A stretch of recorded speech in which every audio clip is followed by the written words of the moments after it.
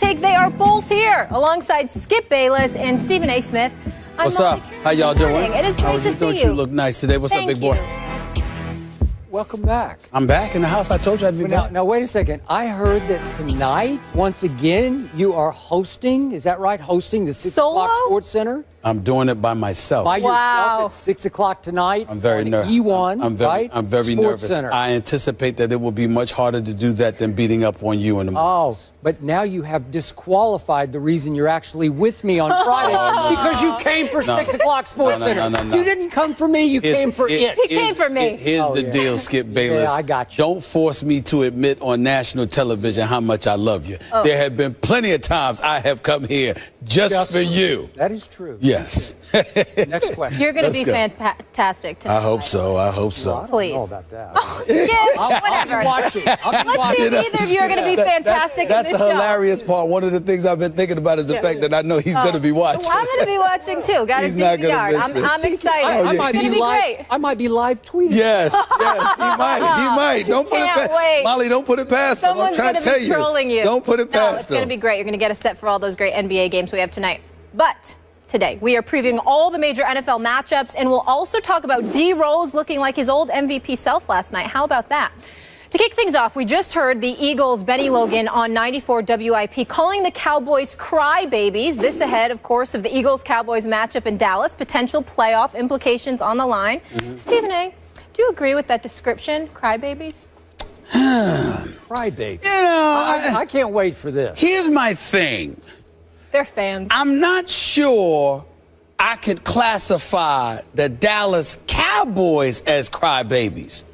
They're fans? Yes. An entirely different matter altogether. Wait, you're clapping for You know, that? I mean, there's clapping for nobody worse Wow. than Cowboy Nation. There's nobody worse than Cowboys Nation. Cowboy Nation is the worst. You whine about everything. You don't live in reality. Listen. It is relevant. It is relevant. No. When you look, I will say this, Skip. I will say this.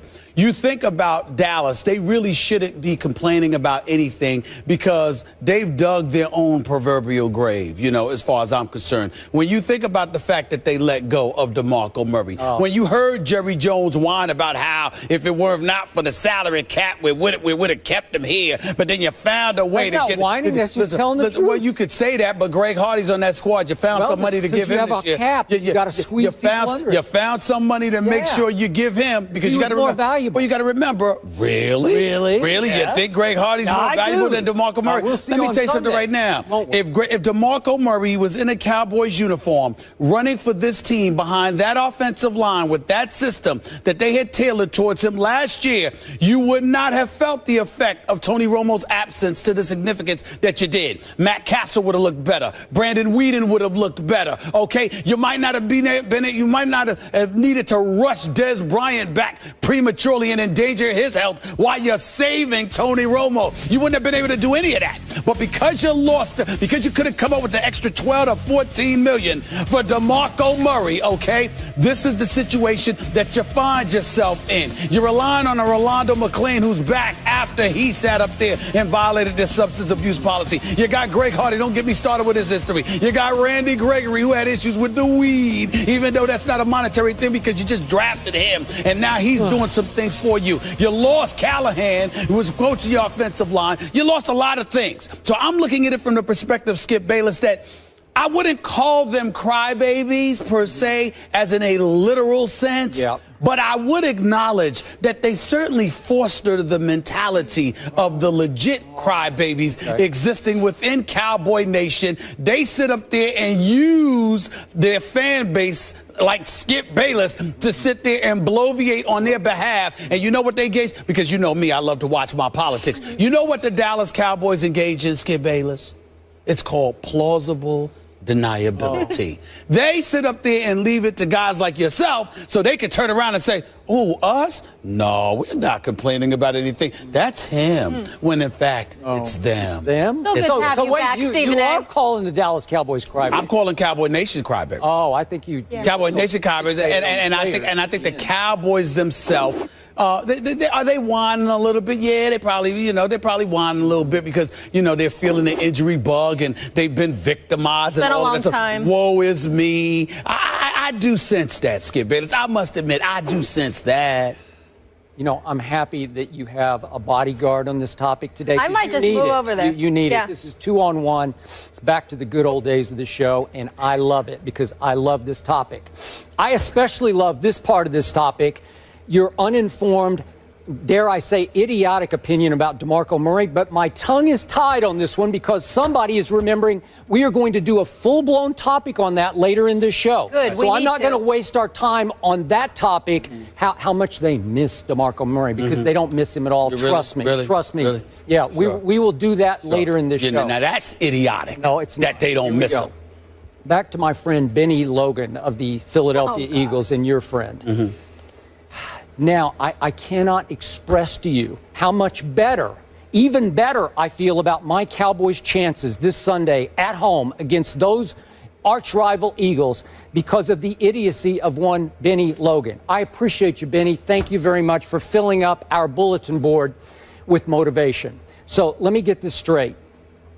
On a football level, this is as disrespectful a shot as you can take because you are questioning the manhood, Benny Logan, of the best offensive line in all of pro football. That's what you're doing because I'm going to read that quote again. I'm going to hit you hard every snap, says Benny Logan. So just shut up and get hit and take it like a man, questioning the manhood of my offensive line. And I'm going to point this out again as I did yesterday. Pro Football Focus did an extremely great job of grading out all the blockers in the National Football League, and the whole left side of my offensive line graded 1, 2, and 1 at their positions. The best left tackle in Ty Smith, the best left guard in Lyle Collins, and the best center in Travis Frederick. That's how great the left side of that line. Absolutely. They've all graded out number 1 at their position. And this guy is questioning their manhood. Thank you. I love it. And thank you to Eric Rowe, a rookie, no less, who chimed in off Benny Logan and took a shot at the great Jason Witten, calling him a crybaby. We are talking about Jason Witten, the toughest, clutchest tight end in the NFL right now. Right now, just on toughness and clutchness, I'll take Jason Witten as a long-time proven tight end. I'll take him over Rob Gronkowski to make the catch at the moment. Again, Rob's coming along. He'll be better than Jason Witten. But Jason Witten's going to be in the Hall of Fame. And you're calling, as a rookie, you're calling him a crybaby, that he's looking for flags on everybody. Are you kidding me? Thank you.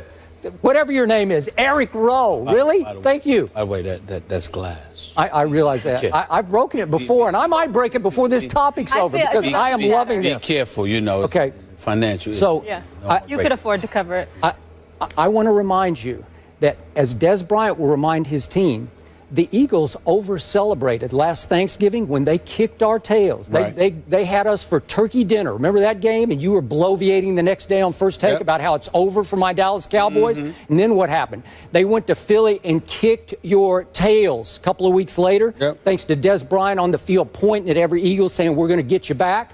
Well, they're going to get you back this weekend at home, where I'm going to remind my Cowboys, they've lost 4 of the last 5 to Philadelphia at Jerry World. 4 of the last 5. Remember that. Put that on the bulletin board. Remind yourself Go ahead. of that. Feel the need to motivate. And also, I know. I want to remind everyone, especially Eagles Nation, that as subpar as Matt Castle has been so far, that Sam Bradford is dead last in QBR in the National Football League. He is dead last in QBR. And I also want to remind everybody, especially Eagles Nation, that the Eagles are dead last in time of possession. You know why? The fast break offense goes 3 and out, 3 and out. And all of a sudden, the other team's got the ball, and it's got the ball again, and it's got the ball again.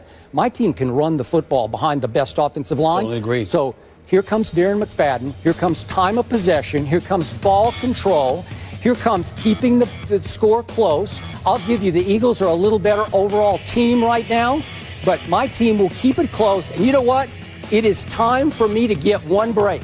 I just need one bounce, one friendly bounce. I've got none for 5 games. this time I get one big friendly bounce on one key play, and my guy Matt Castle makes one more play than Sam Bradford, and the season starts now, because the NFC East hasn't really started yet, but it's going to start now for my Dallas Cowboys. They will win at home. I appreciate the motivation from Benny Logan and young Eric Rowe. And I'm going to go Cowboys somehow, some way. I'm going to go 24-23. Thank you. Skip Bayless, you make a compelling argument. I can't deny that, because when you consider the fact that novices, rookies, would open their mouth and allow bulletin board material to be provided to arguably undisputably the strongest element of the Dallas Cowboys, which is their offensive line, is just flat out idiotic. You're right about that. I totally give that to you. I would remind you, however, the Eagles played one less game because they had a bye week, and they lead the league in turnovers, you know, with takeaways with 19. They do. With 19. Yeah. And the Dallas Cowboys obviously don't mind giving the ball away from time to time. So the combination of those things work against the Dallas Cowboys. However, if they're running the football and not really throwing it, that's where the Eagles could be in some trouble. And I'm concerned about that because their offensive line is no joke. Obviously, Dunbar is injured. Joseph Randle has been released, so now all you've got is Darren McFadden. You know, I continuously question his durability more so than anything else. He's had a couple of games, but I wonder, in a smash-mouth football game, which I think this could potentially end up being, I don't know how reliable McFadden is. Now, granted, he's running behind that offensive line, so if there's ever a shield of protection to be provided to a running back, they've got it in Dallas, no question, particularly with the left side, just like you highlighted. You know, but in the end, I think the takeaways, I think the combination of the takeaways along with the Eagles defense and the way they can play some football, the way they've been playing football over the last several weeks, the fact that Tony Romo is still not the quarterback, that it's going to be Matt Castle, and if something happens to him, it's going to be Brandon Weeden.